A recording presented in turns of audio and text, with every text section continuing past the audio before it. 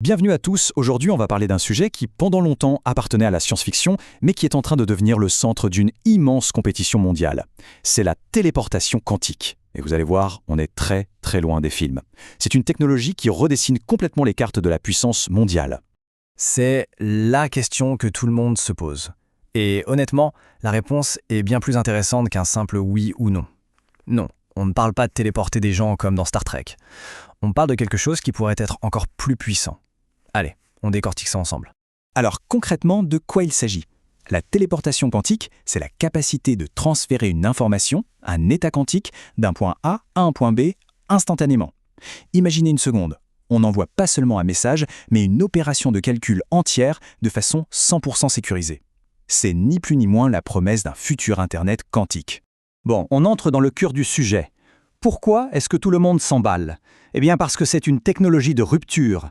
Ça veut dire qu'elle ne fait pas qu'améliorer ce qui existe, elle change carrément les règles du jeu de l'information et du calcul. Et c'est là que ça devient vraiment fascinant. Au début, on parlait de téléporter des qubits, qui sont les briques de base de l'info quantique. Mais maintenant, on est capable de téléporter des opérations de calcul complètes.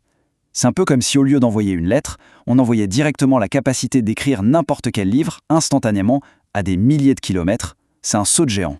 Et bien sûr, cette révolution, elle ne sort pas de nulle part. Elle est le résultat de plusieurs découvertes récentes, vraiment spectaculaires, qui mettent un coup d'accélérateur à toute cette course. Prenons un exemple. En Finlande. Là-bas, des chercheurs ont trouvé comment transformer ce qu'on pensait être des blocages techniques insurmontables en nouvelles opportunités.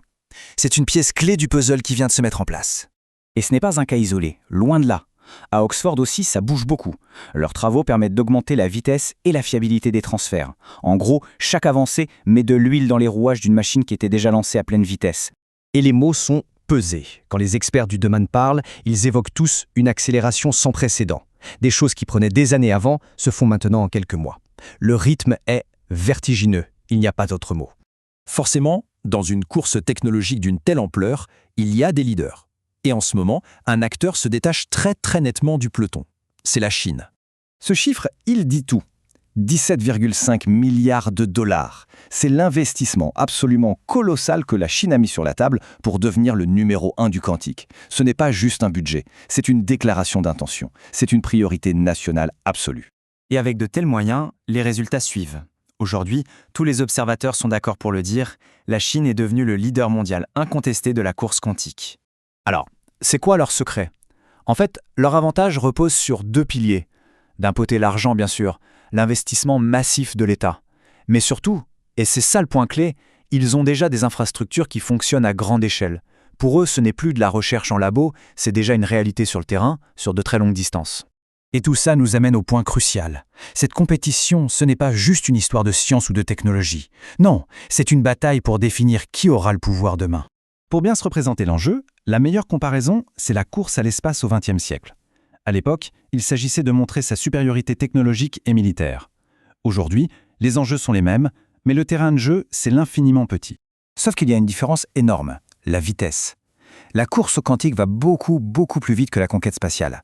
Les cycles d'innovation sont hyper courts. La domination peut se jouer en quelques mois à peine. Et le prix pour le gagnant, c'est tout simplement la création d'un réseau de communication mondial totalement inviolable. Imaginez les conséquences pour la finance, la défense, la diplomatie. Celui qui maîtrise ça détient la clé de toutes les communications sécurisées du futur.